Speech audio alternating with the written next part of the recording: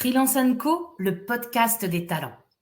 Parce qu'un indépendant n'existe pas tout seul, il faut toute une équipe. Les clients, les confrères, les supports administratifs, les soutiens moraux. Autant de personnes qui gravitent autour du freelance pour le faire réussir. Alors, bienvenue dans notre podcast. Ouvrez grand votre esprit et vos oreilles. On va vous éclairer.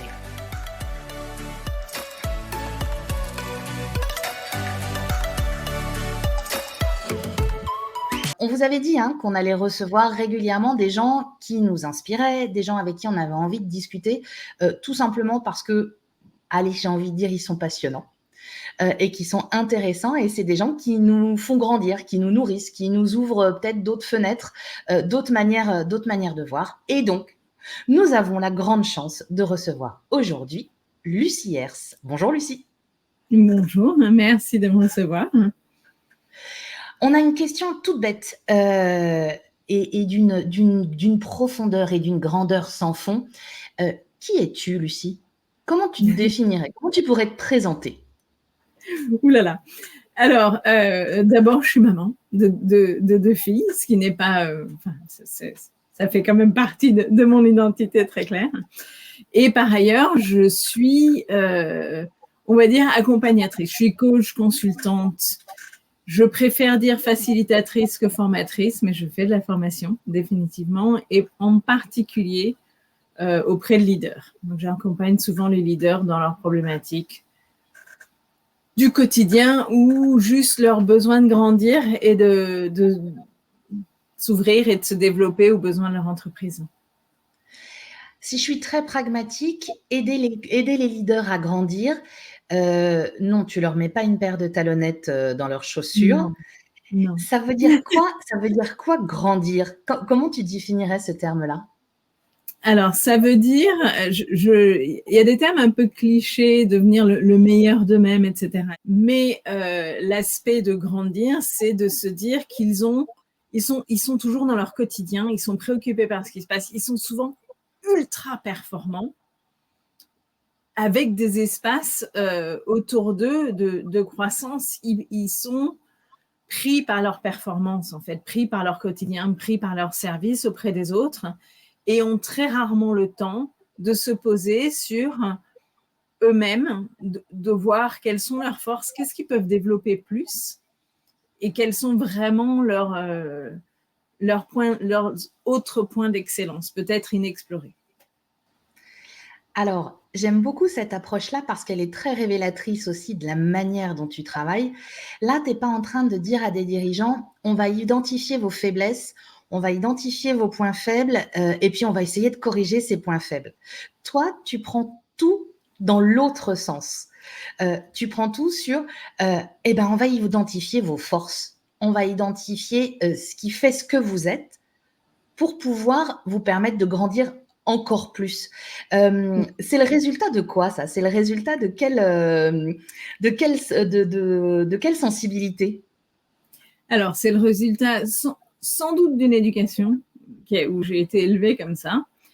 Et par ailleurs, je suis largement ancrée dans la psychologie positive, qui est la science du fonctionnement optimal humain de l'individu, des groupes et de la société au sens plus large. Donc, il y a évidemment cette approche de se dire, quand on se repose sur nos forces, on est dans des zones de performance, on développe, ça nous énergise.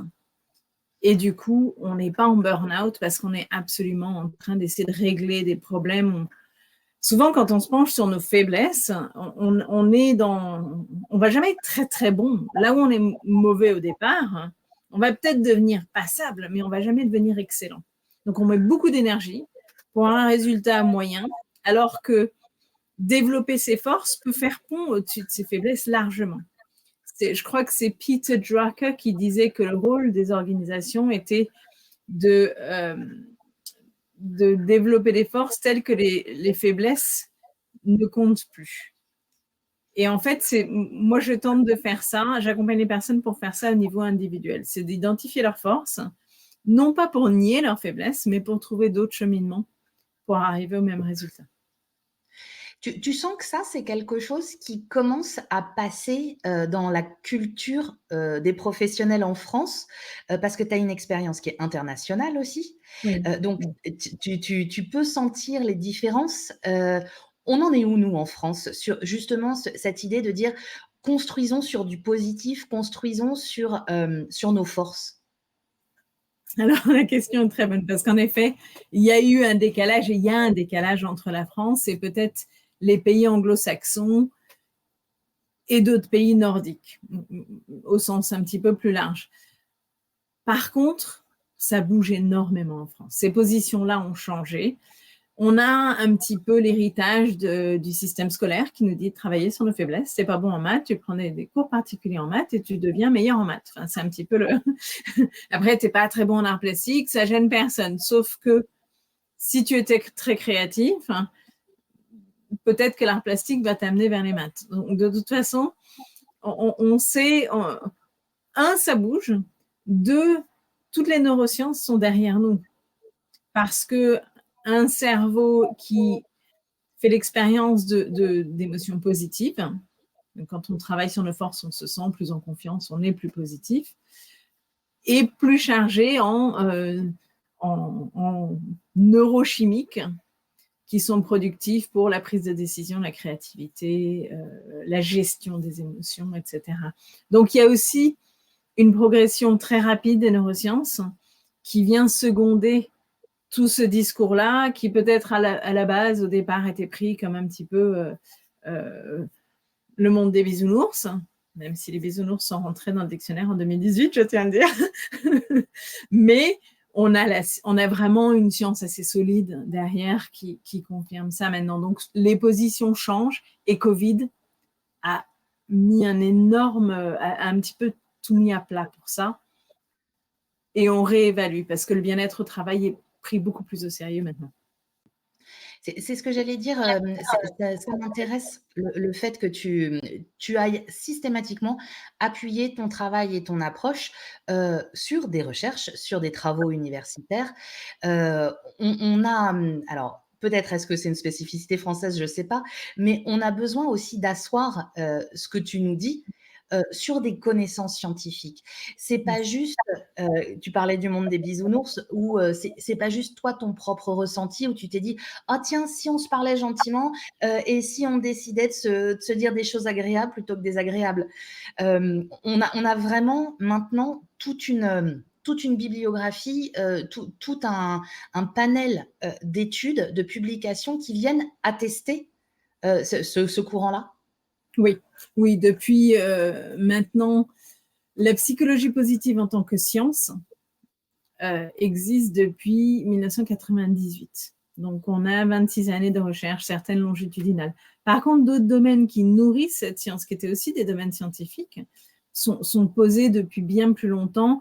Toute la question de la résilience, de la gestion des émotions, il y avait des études bien en amont de ça, mais ça s'est un petit peu structuré, on va dire, avec la psychologie positive, qui a amené le côté application. Qu'est-ce qu'on fait de cette recherche dans la vraie vie?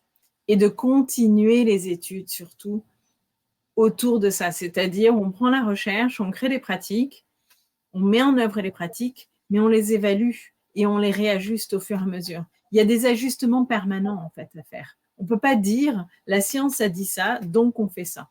Non, parce que chacun est dans un contexte particulier, donc il va y avoir la connaissance. Quand je parle des leaders, les leaders connaissent leur domaine, moi je ne connais pas leur domaine.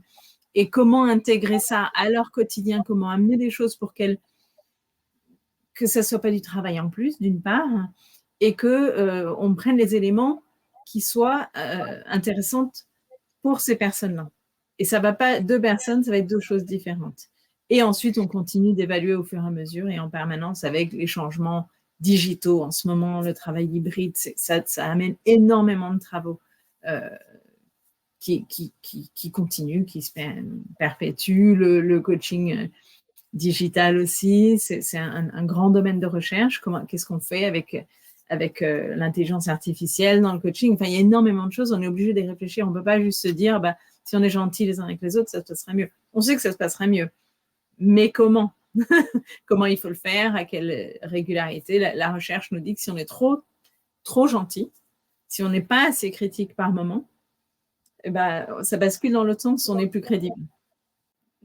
Donc, Les leaders, donc les dirigeants, quand ils font appel à toi, quand ils viennent te voir en général, c'est quoi leur première phrase ou pourquoi ils te contactent? Ils le formulent comment? alors, ça dépend. Parfois, ce sont les entreprises qui viennent me voir et qui me disent on a un leader, il est très bon, il doit monter d'un cran, et c'est généralement quand ils prennent les postes de c'est ce qu'on appelle les C-suite en anglais, donc les dirigeants, les hauts dirigeants. On sait qu'ils ont les compétences techniques, ils ont dirigé, mais là, ça passe à un niveau différent. Il faut pouvoir intégrer le côté humain de manière beaucoup plus permanente, en fait. De ne plus pouvoir écarter l'humain des équipes qu'ils gèrent. Donc, ça, c'est une situation où je peux me retrouver d'ailleurs face à des dirigeants qui me disent, moi, je veux le poste. Une fois le poste fait, voilà, ça ne m'intéresse plus. C'est intéressant, c'est souvent ces personnes-là avec qui je travaille le plus longtemps et qui font appel à moi après, qui me disent, ah ben maintenant, je sais ce dont j'avais besoin. Et puis sinon, ça va être souvent des leaders qui sont pris entre une gouvernance et des équipes. Et l'espace qui leur est laissé se réduit, ils respirent de moins en moins parce qu'ils veulent protéger leurs équipes. C'est souvent des personnes très bienveillantes et qui ont besoin de leur espace pour réellement s'exprimer et trouver des solutions. Alors que la situation dans laquelle je les trouve, ces personnes-là sont un petit peu en recherche d'air parce que la gouvernance pousse d'un côté, ils protègent leurs équipes de l'autre et ils sont un petit peu coincés. Et voilà, donc là, on retrouve un petit peu d'espace pour trouver les solutions qui vont répondre à tout le monde, en fait. Et alors du coup, matériellement, c'est quoi? C'est du présentiel, du distanciel? C'est sur un truc flash sur une semaine? C'est des suivis sur des mois? Comment ça peut s'articuler? Alors oui, il y a tout ça. Il y a plusieurs choses. Soit j'accompagne des équipes où on a un dirigeant et son équipe. Ça peut être notamment autour des questions de la résilience ou de la sécurité psychologique. Ça, c'est vraiment les deux thèmes. Ça peut être du présentiel sur 1, 2, 3 journées, ou ça peut être presque le même nombre d'heures, mais réparties sur l'année en distanciel, où les personnes ont le temps de s'essayer aux choses entre deux sessions. Donc, ça va être le mardi matin, 9h30, 11h, tous les 15 jours, et on va étaler ça sur l'année pour vraiment ancrer ça dans le quotidien. Donc, on a ce type de format-là. Et puis, on a le coaching en one-to-one, où c'est vraiment du face-à-face. Et là, ça peut être 6 semaines, comme ça peut être sur une année. Les grands dirigeants, souvent, sont accompagnés sur 8 mois à une année. Simplement, ils n'ont pas le temps d'une fois par semaine, si on est honnête. Donc là, c'est ton talent aussi dans ta capacité d'adaptation, de réussir en fait à faire avec le contexte de ton client. Oui. Alors, je ne sais pas si c'est un talent, mais c'est une passion pour moi. Je suis persuadée que la science nous apporte énormément, qu'on en perd énormément dans la pratique, parce qu'on veut dire, voilà, la science nous dit de faire ça, alors posons-nous et faisons ça. Généralement, dans le monde du travail, on a peu de temps pour se poser et faire, même si on sait qu'on devrait. C'est-à-dire que toi et moi, sans doute, comme une bonne partie du monde, sait qu'on devrait méditer. Est-ce qu'on médite tous les matins? Non. Voilà. Donc, l'équivalent à la méditation, parce que c'est pas du tout mon domaine, la méditation, mais c'est un petit peu de se dire, OK, quelle est l'activité que je fais au quotidien? Quel est le moment dans mon quotidien où je peux un petit peu juste m'émerveiller de ce que j'ai autour de moi ou concentrer toute mon attention sur une chose, plutôt que dire, je vais prendre une demi-heure pour méditer. Est-ce que j'ai un moment dans la journée où je suis en contemplation? Et là, on peut intégrer un élément et surtout, on est dans l'expérimentation. Donc, j'aborde un peu tout comme ça. Je donne l'exemple de la méditation parce que c'est vraiment presque le plus loin de ce que je fais. Mais c'est de dire, OK, pour gérer mieux mes émotions, j'ai besoin de faire ça. Dans mon quotidien, ça rentre où? Comment je peux intégrer ça sans prendre de temps en plus? Je dirais bien, les grands dirigeants n'ont pas de temps en plus, mais personne n'a de temps en plus. Et du coup, au final, ce qui va compter, ça va être, la capacité de la personne que tu as en face de toi aussi, d'accepter de s'emparer et de quelque part de remixer tous ces concepts-là pour que ça corresponde vraiment à sa problématique, sa manière de fonctionner et le contexte dans lequel elle évolue? Ça va être, c'est vraiment ça le rôle de l'accompagnement. Donc, le coaching pur, en tant que coach, on n'amène pas de connaissances, mais tout ce qui est facilitation d'équipe, on amène des éléments de science, on amène les pratiques qui en ont été tirées, on expérimente avec, et puis on regarde ce qui peut être amené dans le quotidien de chacun. Et surtout, on trouve des alternatives, parce que je peux me dire au moment où je suis assis avec mes collègues que ça, c'est une super idée, et puis au quotidien, ça ne marche pas. Donc, je pense qu'on a tous été face à ça. Et donc, l'idée, c'est de dire, OK, sinon, quelle serait une alternative? Et ça, là, c'est vraiment ma passion, c'est que les personnes, quand je les accompagne, repartent avec différentes solutions qui leur plaisent et où on a une chance que ça perdure, parce que j'ai aucun intérêt, pour moi personnellement, à avoir des fiches d'évaluation en fin de formation où tout le monde est heureux, mais 6 mois plus tard, qu'il n'y ait pas de résultat. J'aime retrouver les gens 1 an plus tard qui sont en train de me dire « Ah ben là, je commence juste à intégrer ça parce que bon, jusque-là, j'ai fait ça, ça, ça, et je commence à amener ça. » C'est des choses que j'aime ancrer dans le temps. On le sent, hein, ce côté passionné, on se disait, parce qu'on avait déjà échangé, toutes les 2, sur le besoin que tu as de te nourrir, de lire, d'aller chercher plein de choses. Et il y a quelque chose aussi que tu commences à mettre en place avec les gens que tu accompagnes, c'est ce qu'on va appeler la sécurité psychologique. Oui, ouais. Je sens que ça te tient vraiment à cœur. Pareil, si tu avais à nous expliquer comment tu définirais la sécurité psychologique? Donc, la sécurité psychologique, c'est un petit peu la capacité d'être soi dans son entreprise, de réussir à partager de manière franche, sans peur de conséquences sur son image, son statut, son rôle, etc. Alors, l'importance de cet élément-là, c'est de dire je peux être moi et me développer. Surtout, je peux devenir une personne apprenante, une équipe apprenante et une entreprise apprenante, tout en me sentant bien. Il y a énormément de théories qui remontent de manière assez intéressante. Également, la recherche remonte, le début très important, c'est 98, sur la sécurité psychologique des équipes. Et le constat en 2023, ça a été, il y a peu de pratiques de mise en œuvre. Et donc, je me suis dit, bon, ben voilà, tu veux les pratiques parce que je suis passionnée par cette application de la recherche. Elle n'existe pas, donc je m'y lance. Je fais la recherche.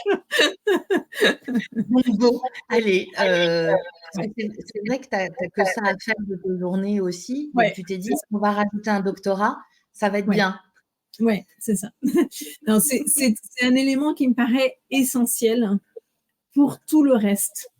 À un moment, je ne pouvais plus. J'accompagnais des dirigeants avec la crainte que justement, ils ne puissent pas aller au bout de leurs ambitions personnelles, de fonctionnement avec leurs équipes, etc.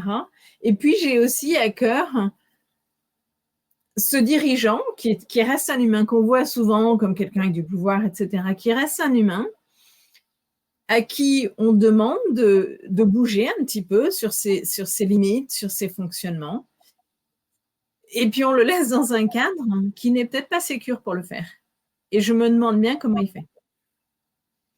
Donc, l'idée, c'est comment installer. Et ça se mesure, la sécurité psychologique. Donc, c'est assez magique. On peut mesurer la sécurité psychologique d'une équipe avant même de commencer à travailler avec quelqu'un dans l'équipe ou certains membres.